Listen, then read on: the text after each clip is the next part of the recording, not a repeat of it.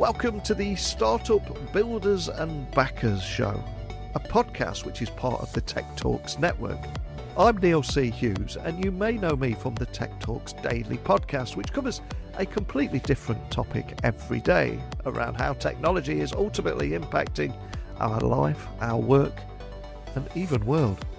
But the Tech Talks network is a series of unique podcasts that drill down on unique subjects and showcase the voices right at the heart of tech startups. And in this series, I want to shine a spotlight on the energetic world of startups, where bold entrepreneurs and visionary investors come together and create the world-beating solutions of tomorrow. So the conversations you can expect to hear on this show will dive right into the journeys of those building innovative companies and also the strategic insights of those who support them, balancing the excitement of breakthrough ideas with the more pragmatic challenges of scaling a business. So if you're a startup founder, you get to learn from other founders, some of the mistakes they learned and also some of the opportunities that they unlocked along the way. So I invite you to join us as we unpack the risks, the rewards and the realities of turning those groundbreaking concepts into successful enterprises. So today, I'm going to take a deep dive into the startup ecosystem's future with none other than Paul Pluschkell, the serial entrepreneur, investor and technology, who's on a mission to reimagine the support system for early-stage startups. Now, Paul is the mastermind behind StartupOS. He also brings a wealth of experience and insights from his journey as a recovering former founder himself, and he's someone that knows all too well the importance of having a comprehensive ecosystem of resources at your disposal. From refining investor pitch decks and fine-tuning product market fit to assembling a powerhouse team, there's no denying startups require multifaceted support to thrive and survive. So with StartupOS and its Launchpad platform, Paul is offering a solution for building and launching the companies of tomorrow. So today we'll explore with Paul how AI-powered technology is revolutionizing the startup landscape, the critical role of ecosystems in nurturing business growth, bringing a village of founders together and resources together. And also, maybe we'll get a few predictions for the venture landscape over the next 6 to 12 months too. Buckle up and hold on tight as I beam your ears all the way to California, where Paul is waiting to join me today. So a massive warm welcome to the show, Paul. Can you tell everyone listening a little about who you are and what you do? Yes, thanks, Neil. We're excited to be here, and thank you for hosting us. My name is Paul Pluschkell. I'm a serial entrepreneur, meaning I understand the pain and I still go back in. And I was super excited about this new company that we built. It's called StartupOS, and the OS refers to an operating system that supports the entire aspects of the startup ecosystem. I think we're in a new kind of world with super niche companies from horizontal sides, and it's so important to have 360 degrees of support. So let me give you a few examples. I'm a startup. I'd love to create a pitch deck. Well, we have a great recipe for that, an AI-guided one, by the way. It's like you have a personal coach or a personal Bobby Flay chef right next to you.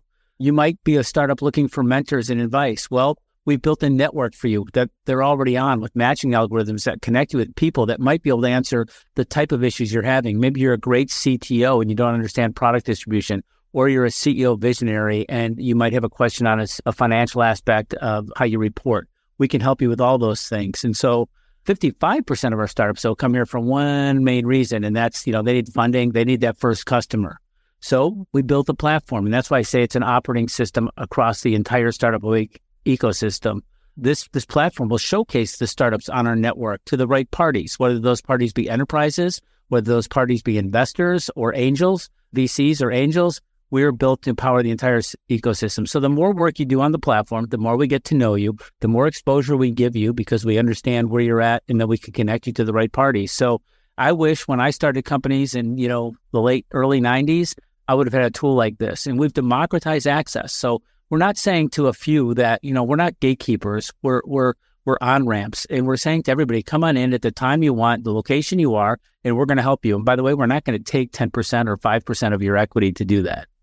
One of the things that stood out to me before you came on the podcast was when I was reading about how StartupOS is actually reimagining the startup ecosystem. And I've got to ask, What specific challenges are you addressing for early stage startups through this Launchpad platform? And also, is this down to your own experience as well? Did you encounter some of these challenges firsthand? It's funny. I tell people I'll start with the last question first. I've had 200 meetings on Sand Hill Road. These are the old day in-person meetings where you go to a meeting. If you get your way, you find a partner office and you get to go. And I keep looking back, and there's one answer that sticks with me the most is early on you would get asked a question, and this is a problem for a lot of startups. What keeps you up at night? What competition could take your business away? And like the stock answer was always, well, Google could come into the space or Microsoft. And that's not what VCs want. We have to have perseverance, grit. We have to understand how to navigate in these niches. And what they're really looking for, and the right answer is, if I'm not listening to the feedback of the market and my customers, and I'm not iterating fast enough. So as we sit there and we start to coach these startups, we're able to actually give really great examples. Hey, I'm an early stage startup. Do you think that my pitch deck is great? Well, you didn't mention the team in your pre-seed. That's all they're betting on right now is the team. So you have to really get that.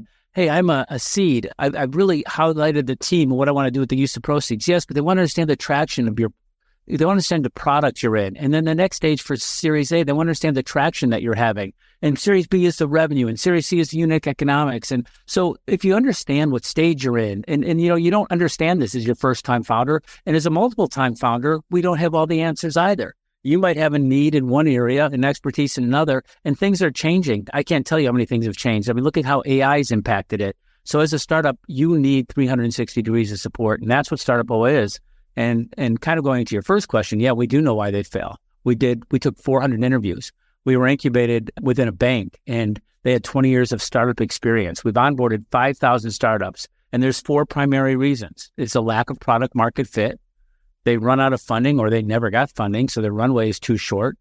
They have poor execution. They don't know what to do next. What are the 3 things I should focus my team's energy on today? And you don't want to go down a rat hole and find out 6 months later that it was all a waste of time, because that takes your runway away. And then one of the most important ones we found was the go-to-market failure. People might have the greatest thing. They just don't understand how they're going to get it in the hands of the people. They haven't really thought through the go-to-market distribution, and they were unwilling to test it early. That's a big one we find. People don't want to hear no, so they tend to hold it off. Get to the no's fast so you know how to navigate. And we all get no's. And no's are your first yes. Just get used to it. You mentioned AI in your answer there. And as we record this episode today, OpenAI, the people behind ChatGPT, have just announced text to video. It just blows my mind that you can literally just type in a few words and generate a 1-minute video on your text, literally bringing your words to life. AI is transforming everything. So in your world, how do AI tools within this StartupOS ecosystem, how do they specifically contribute to accelerating startup growth? And can you maybe look beyond the hype and provide a few examples of how AI has actually been a game changer for startups using your platform? Because this stuff is no longer, it might happen one day, it's happening right now, isn't it? We could talk for days about this. And I love the fact that you mentioned OpenAI's video today, because I looked at every one of them and they are incredible. And when you pay for a creative agency, it's not inexpensive, right? You can get kind of filler videos cheap, but if you want to pay for a creative agency, these videos to me were of stylistic excellence, similar to a creative industry. So AI, as you said, we could take a whole day on it, is revolutionizing everything in the same aspect. And think about these big domains. Remember before the internet, how you got information. Remember before SaaS software, how you had to pay for a product and service. Remember before we had a mobile phone. We're at the very beginning. We're at the very beginning where we're trying to understand what a use case for AI is. And we think it's so evolved. It's a 20-year pattern if you look at those other big waves in the market. So this is a 20-year wave. Think about that. We're going to be the Jetsons in 20 years. This has finally unlocked the potential of what we've been thinking our lives would be like when 2020 rolled around. So I couldn't be more excited. And how whenever we do something, we built our startup on our own platform. And how is it saving our own startup? And that'll tell you how we're allowing others to benefit from it. And we used to have teams of people to create content for our websites, for proposals, for our decks, for our videos. That's been greatly reduced with the help of AI.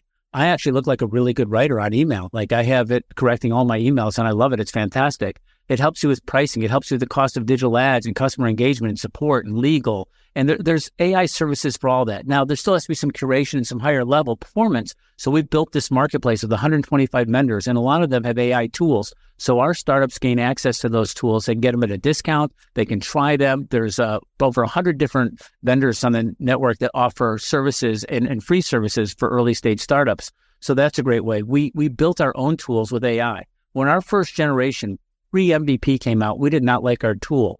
And OpenAI came out. We programmed to their APIs, and it changed everything. Suddenly, if you go to our tool set, you want to build a business model, and you want to say, I want to create Uber, it will give you a full canvas complete with who your customers are, what your revenue streams are, what your problem is, what your solution is. And this is for everything. This is how do I price my product? This is what is my competition? What is my moat? What is my value proposition? What is my founder story? So these are all tools that we built into the platform. And this is not just a tool with you inputting data. This is a tool that's taking 400 interviews, 20 years of startup experience, 5,000 onboards. So we took our own, we call it a niche LLM. I think other people are calling it a small language model.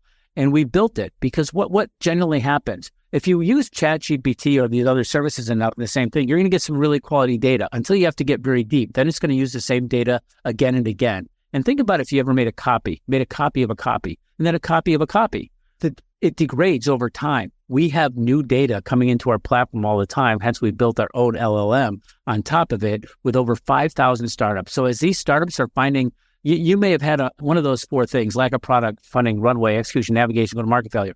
But this year, it might be very different. Maybe this year funding is number one clearly and dominantly because the market has changed. So you need to take these real-time attributes into account with every analysis you do. So the fresher the set of data, the more data that you're collecting, the newer the data, the better the results. So I use AI every day. I think every startup in the world's going to. It's going to be transformational. You used to have to build your own tech stack. Now you go to AWS. AI is going to take half of the functions of your company and be able to let you do things much faster, which is going to shorten how much time it takes you to get your product to market fit and the amount of funding or runway that you might require. So it's massive. We're at the very, very beginning, and we're just starting to see the experience and what it's doing, and I can't wait. Over 20% of the startups on our 5,500 person platform are AI. If I was to look at that 6 months ago, it would have probably been 2%. And I would imagine by the end of the year, it's over 50%. So the market's here, it's coming, and companies are coming up fast. 100% with you. And you mentioned the Jetsons' life in 20 years. I need to hold you to that because I have been waiting for a jetpack since the 1984 Los Angeles Olympics, you know? You and me both, Neil. And it was my favorite show and so inspirational. And sometimes it's so sad to me with how many great things we can do that we're not doing. But I think it's here and it's starting to happen. And so I'm loving it. Me too. And given your experience as a former founder, what do you believe are the most critical resources that early stage startups are lacking now? And how are you helping fill that gap? As you said, you've trod this, but you've walked a mile in these shoes many times. So I'm interested in what you think is lacking and how you're filling this gap. That's probably a very difficult question because every startup is unique. I like to think of startups as a mosaic, right? If you go to a CRM, you have a workflow of 20 things that you must do, right? I need to get my contact information. I need to put them in if I've had a meeting. I need to show if they have budget. I need to show, and it's very rote, right? You know, there's all these things and I can solve the data. A startup is a mosaic and it's moving and it's changing all the time and new competition. And there's so much competition and the funding metrics change and what you do. But there's some core basics too. Like, look, we understand that you first have to have an idea, and that idea, even though it's the easiest part, then needs to be validated. What do you have to validate against? You have to validate that the idea is something that actually solves a pain point or a problem. And what are the jobs to be done, or what are the workflows that have to do with that idea? And who's the buyer of the idea? And will people actually spend money on this? So all those things stay very consistent, right? So we can help a founder with the tools through that process. And there's a lot of ways they can help out there, but the problem is there's 100 disparate tools and they put each one in a different tool and then the pieces don't work together. So this great age of AI and networks and all the data working as one, that's something that we're able to offer them. We find out that, I had a mentor call this morning and he had just finished a pitch competition where he didn't win. And he was curious to why he didn't win. And he thought that he needed to do X, Y, Z. And my personal judgment was that was not why he didn't win. He didn't establish enough that he was the right person at the early stage to say that he could do something with the type of clients. And I'm not going to mention anything for a reason, but that he needs to first show up proof that he can get what he's trying to do accomplished within an organization that he's trying to accomplish it. And so it was a very long story, but I was thinking hard on that most founders always go to the product. They say, you know what, if my product can do X, Y, Z, I'm going to make it. And what you really find out is if you build the right support community and they have people that like I am and hundreds of other mentors and advisors and a network of people to share these ideas and bounce them off, it takes a community. Like there's very few Steve Jobs, right? There's very few Elon Musk. There's very few people that probably could put a company on its back and take it all the way. If you're like most of us, it takes the village, right?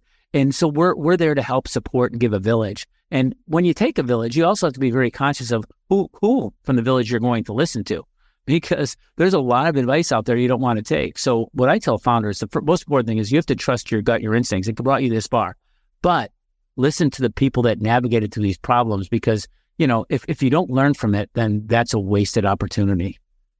Yeah, completely agree. It's one of those things that no startup founder can walk that path alone. And as you said, it requires a village. So on that side of things, how important is mentorship, investor connections, partnerships in a startup journey? Because it feels like you tick so many of the boxes there.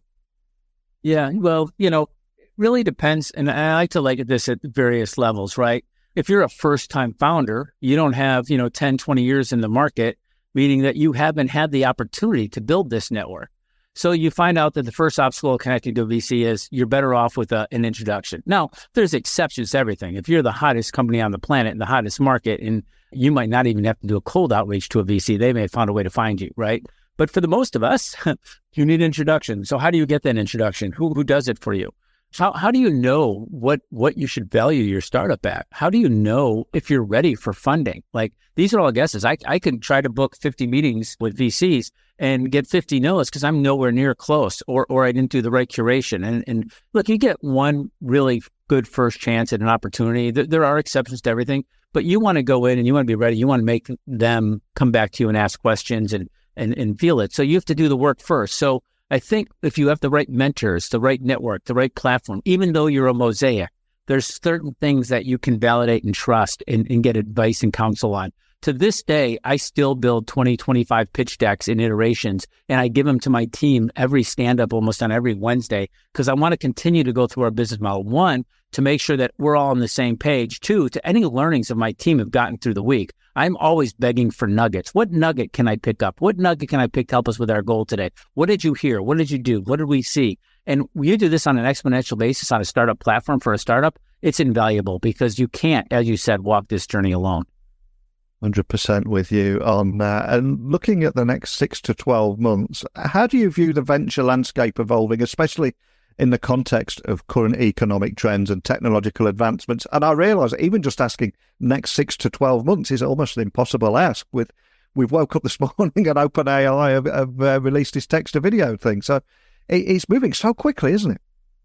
It is moving quickly. And if you're in the right space, look, they got to over $2 billion in revenue yesterday. I read too, right before their video announcement today. I mean, they are on an incredible trajectory. But for the most people, you have to pay attention to the market. Look, I lived through the dot-com boom, right? I sold my first company to a public company, and then the dot-com boom happened.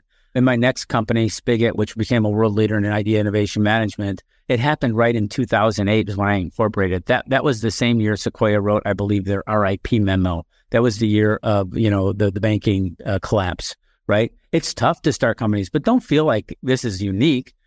I've started 3 or 4 companies. In fact, I'm going to write a book on when not to start companies. And then, because I feel like every time I start a company, it's in some crisis. But there's a really good side to that. You have to get lean and mean. You have to get very focused. And you know what? That's the formula for success. Focused, lean and mean, right? So this is forcing all of us into a place that's uncomfortable, but a place we need to go. It's going to be really hard to raise money. I mean, I tell that to the startups right now. It's a very hard market. How do you stand out? How are you that company that they want to raise in? They have a lot of companies. There's a lot of companies in B and C rounds that aren't getting funded by venture firms that funded them early. There's just a lot more to go through in diligence. So my advice is try to get to revenue, try to get to some form of being very lean and mean so that you can extend your runway. And also, if you're in the market for it, there's a great opportunity with companies. This is the year that companies are going to go shopping. There's so many, look, every company needs to understand how to get AI in their workflow and every workflow they have. There's so many opportunities for companies to acquire startups. So we're helping them. We're helping bridge the gap. If there's not VC or angel money available to you, why aren't you doing a license deal or a partnership? If you think about it, I raise money to build a company so I can sell a product. Well, if raising money is becoming really difficult, why don't you skip the middleman? Why don't you go from building a small product and working with an enterprise to distribute that product that already has the customers and the engine to do it? So there might be some gold in this, some liquid gold coming out of all of this market turmoil. Now, I love the free markets. I love the capital markets. They're going to bounce back. I'd say by the end of the year, we're hopefully going to be much more aligned, and next year it'll be a great funding year. Just get through this year. That's what I say to people. Try to get through this year. And I'm curious, if I was to ask you to look back at your career and everything that you've experienced and compare it with what startup founders are going through today, are there any challenges that maybe weren't prevalent in the past that are present now? And how do you at StartupOS help address some of these challenges? Well, first off, there's pluses and minuses. Today, it's far easier to start a company, right? My first company, I had to go and raise $5 million because my infrastructure cost was going to be $800,000 before I could even test it. So that's no longer the case. For a couple $100, you can get something running. You can build a website with a landing page of A/B and do a market validation test.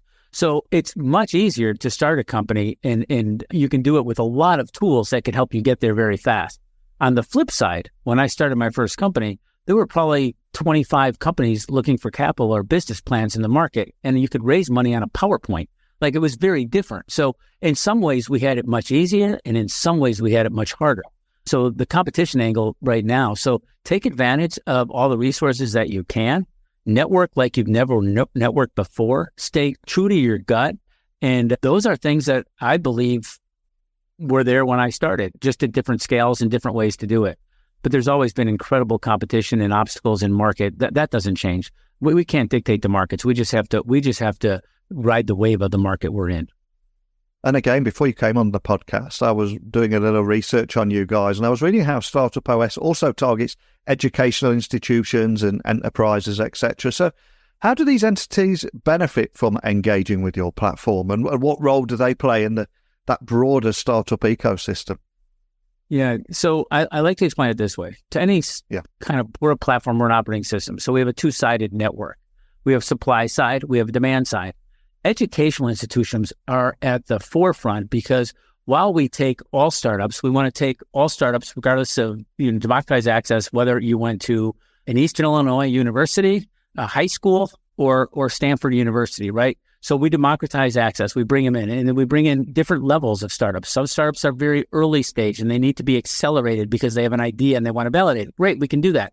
But there are other companies that are further along, and they're looking for different things than building a lean canvas. They might want to join one of our accelerators. They might want to just find out and match with investors or mentors. They might want to attend pitch events, so they come on our platform. And then what happens is they go through this loop. They go through the marketplace services. Do they need legal, branding, digital advertising, cap table, capital raising, corporation, all these services they get. And they keep going through this loop that we've created with supply and demand. And then hanging to that on the other side of the platform, the demand side, are two forms of people. They're the enterprises. So we bridge that gap and connect really high, ambitious, quality startups with enterprises. And enterprises might want to do a plethora of things. They might want to have, they might want to co-create. They might want to find some talent. They might want to just benchmark and learn about an industry. They might want to license a startup. They might want to buy a startup. And then they go down the realm the same way that a venture capitalist does to fund a startup. But we provide all those tools on our platform. If you're working on our platform, enterprises and investors can see the data. They can see your traction. They can see your funding. They can see your pitch deck. They can see what's happening in real time, not in some static time, but in real time with your startup.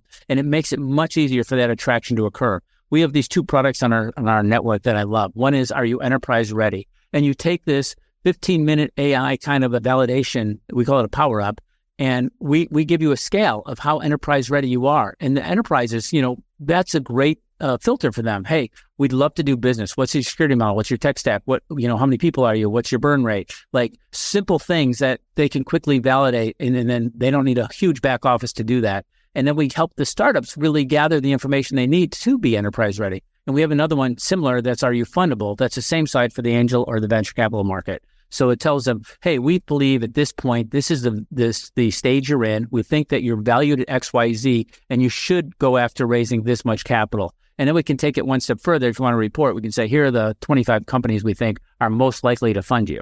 So we take it all the way through. So having a supply and demand side to this, I think, is the key. And it just keeps going through this loop, regardless of your stage, because you're going to find uses.